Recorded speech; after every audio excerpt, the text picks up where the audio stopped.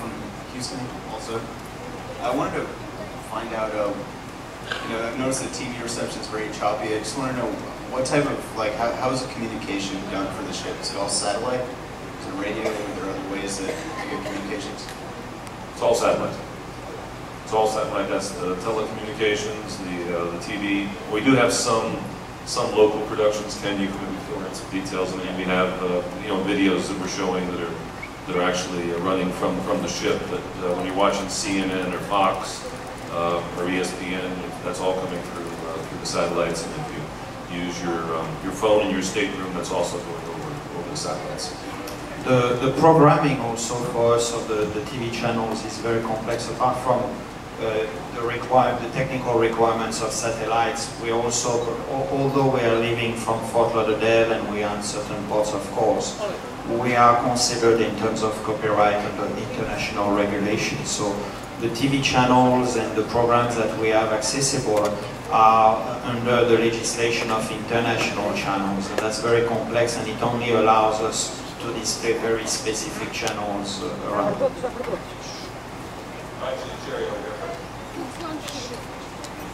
Hey Kent, my name's John Kiaka from Lakewood, Florida. Just curious if you've gotten any more practice on the flow rider.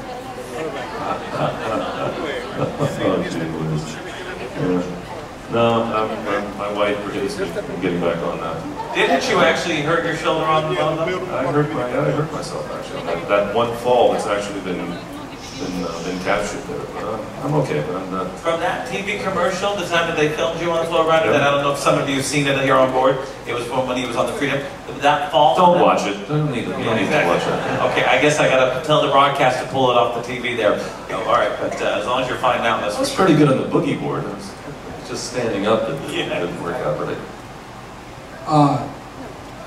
you know how to throw a good party. That's all I've got to say. Whenever I throw a party, you're planning it. Great fun. Thank you very much. Thank you.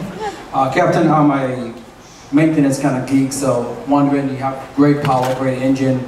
How is the maintenance on them maintained? How the engine modular?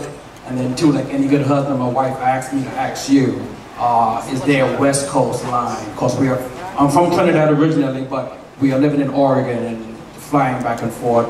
So we wonder if there's a West Coast line. Sure. Okay, well, yeah, we absolutely have Mariner of the Seas, which is the Voyager class. So she's sailing out of LA, San Pedro, going down to the Mexican Riviera. So that's a great cruise. And occasionally she goes up to Canada as well out of LA and stopping in San Francisco. It's a great ship and a great itinerary. As far as the other part was, in terms of the maintenance, it's ongoing. I mean, we have what we call planned maintenance systems, so we repair things before they break. We simply are going in after so many running hours, just like you do with your car. You know, we stop the engines, we overhaul them, we change the cylinder linings, we just do literally take the engines apart on a very detailed maintenance schedule. And that goes for pretty much everything. There is a different type of maintenance called conditional based maintenance, which we use for smaller things like pumps and whatnot. Where basically, our experience has been if you start overhauling a pump, that takes a lot of time, it takes a lot of effort, and sometimes when you're finished, it's not as good as it was when you started. So we prefer on these smaller, non-critical components to basically let them run until they stop, and then you just change them instead of going through an ongoing maintenance. But for the big critical components, such as the main engine, such as the azipods, such as the bow thrusters, we're in a very regulated planned maintenance environment. These are our final two questions, everybody. Right here and right here. Captain, my name is Parker Littleton from North Carolina, and we were on the Freedom of the Seas last year, same at that time. I came here this year to go out of near Fort Lauderdale. And the sad thing is that once you get on the ship, everything is so great.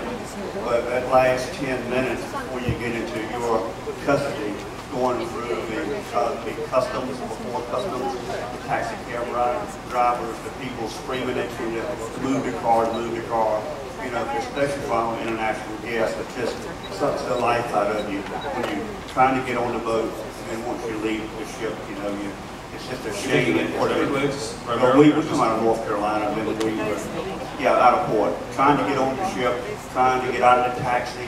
There's no room to get your luggage, and then they're standing there screaming at everybody, especially our guests who come from other countries. Sure. Okay, well, thank you for that. We feel that we've made, with Terminal 18, which is a terminal that we've invested in heavily together with Port Everglades and the city of Fort Lauderdale, that has to be, the taxi drivers is a different story, but Terminal 18 itself has to be the best cruise ship terminal in the world. Yeah. And our goal, and I think we've been pretty successful in delivering it, is that it should take you no longer than 15 minutes from when you step foot out of your taxi to when you step foot on board the ship. And I think we're pretty close to making sure that's happening. But unfortunately, some of the people that we're dependent on, such as the bus drivers and the taxi drivers and the longshoremen that are doing the baggage, it's not always easy because they're not our employees. Our employees are the best, and they give you a whole different experience, but our hands are kind of tied in terms of regulating them. So thank you.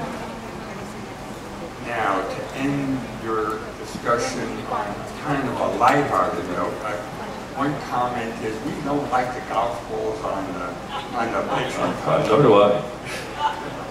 And the second comment or question is, I thought captains had scrambled eggs on the brow of their hats, and if they do, then why aren't there scrambled eggs on the brow of that captain's hat? That's a very good point. Ken, get on that, could you? I've got 5 stripes, not 4. It's staff captain. Boy, we're going to take that down fast. Captain, I can take the golf balls.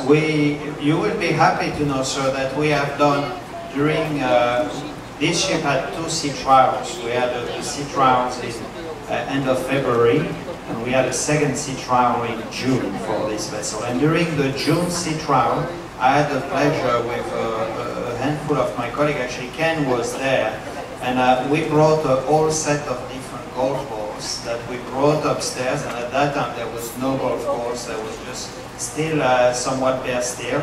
And we did a full set of tests with different golf balls, and the intent behind the golf balls that we have on board is that they are the lightest one that you can still play with, but if any of those balls was to fall over the boardwalk, they would not injure someone, and that was the objective of having light yet very playable golf balls. And I don't know if you heard this yet, I just got an email from Stephanie, our sports manager. Today was the very first day a golf ball made it over and into the boardwalk. Luckily nobody was hurt, but even if it would have landed on somebody, they would have not been hurt. Could you imagine if that comes flying out of there? You wouldn't have been one of those people underneath, that's for sure. So again, that's why that was done. Captain, you know, we're going to be very busy. You're going to be very busy, of course, in the next couple of days, getting us into Nassau, Bahamas, and for tomorrow and everything. So this might be your last chance to see everybody and talk to them. So do you have any other final words to close up today? Well, just again, thank you for spending so much time with us here. This is unusual that we have so many guests that actually stay here the entire we're going on an hour and 15 minutes. So that's very good. But again, thank you for selecting Royal Caribbean International. Thank you for your loyalty, those of you, and there's many of you out there that have sailed with us before. When you have $1.4 billion investments, we need you to keep coming back. So please do so, and I'm just thrilled that you're enjoying this amazing ship of ours. She truly is amazing in so many ways. And for those of you that are interested in maneuvering and ship handling, tomorrow again in Nassau is a pretty interesting exhibition of the abilities of the Oasis of the Seas in very confined quarters. So again, great to have you on board. Look forward to seeing you continued around the ship. Enjoy the rest of your day. Thank you. Ladies and gentlemen, Captain Bill Wright, along with our hotel director, Francois, and our environmental officer, Ernst. Thank you everybody for joining us for our Captain's Corner. Do you want to